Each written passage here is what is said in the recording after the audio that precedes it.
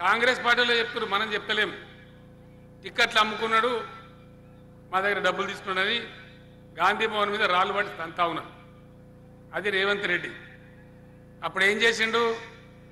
తెలంగాణ కోసం మనం కొట్లాడినాడు. ఆంధ్రలో సంకలుండే తెలంగాణ ఉద్యమకారుల మీదకి తుపాకీ పట్టుకొని బయలుదేరిండు. తుపాకీ రామన్ లెక్క. నేను ఎవడరా నాకు అడ్డమచ్చేది కాల్చి చంపేస్తాను. తెలంగాణ వచ్చింది, మంచిగా నడుపుకుంటున్నాం. ఏం చేసిండు రేవంత్ రెడ్డి? రాష్ట్రాన్ని అస్థిరపరచడానికి, బీఆర్ఎస్ ఎమ్మెల్యేలను కొనడానికి నగదు 50 లక్షలు ఇచ్చుకుంటా దొరికిన దొంగ రేవంత్ రెడ్డి. మీరందరూ చూసినారు కదా టీవీలలో. పోలీసులు పట్టుకపోయి జైలు వేసారు. చిప్పకూడు తిన్నా సిగ్గు రాలేదు.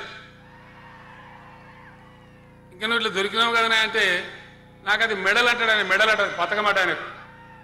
అట్లా దొరుకుడే నా మెడల్, నా పథకం ఉంటాడు. అంటే ఏం మాట్లాడాలిగా?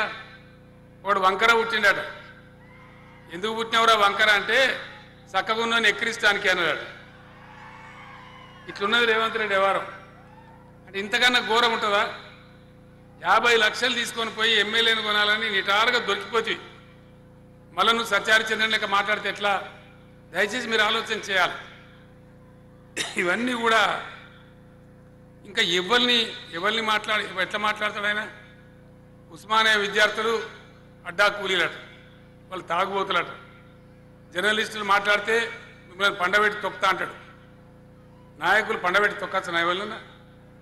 నరేంద్ర రెడ్డి ఎప్పుడైనా అన్నాడు అసలు మాట? మరి ఇంత మంచిగుండి మంచిగా చేసేటోళ్ళు కావన్నా మరి ఎటువంటి వాళ్ళు కావాలి? దయచేసి ఆలోచన చేయాలి.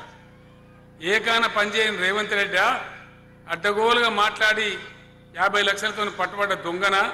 మరి కొడంగల్కు ఎవరుంటే ఎమ్మెల్యే కొడంగల్ గౌరవం పెరుగుతుంది. ఎవరుండాలి? నేనేమంటున్నా, కాంగ్రెస్ వాళ్ళది ఇప్పుడు కొత్త మాట. నేను మీకు గ్యారంటీ చెప్తున్నా ఈ మాట. ఇవాళకి ఇది 74-75 నియోజకవర్గాలు తిరిగిన నేను. కాంగ్రెస్ వాడు 15 మంది మోపోయారు కాంగ్రెస్లో. నేను ముఖ్యమంత్రి అంటే నేను ముఖ్యమంత్రి.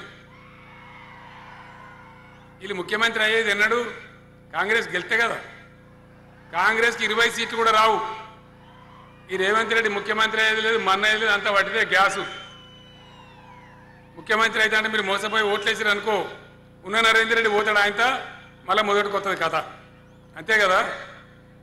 రేవంత్ రెడ్డి ముఖ్యమంత్రి గాడు మన్నుగాడు, అది గ్యాసు. కానీ ఈసారి నరేంద్ర రెడ్డి యొక్క స్థాయి ఆయనను గెలిపిండ్రి. ఆయన స్థాయి పెరుగుతుంది, ఆయన ప్రమోషన్ వస్తుందని మనం చేస్తా ఉన్నాం.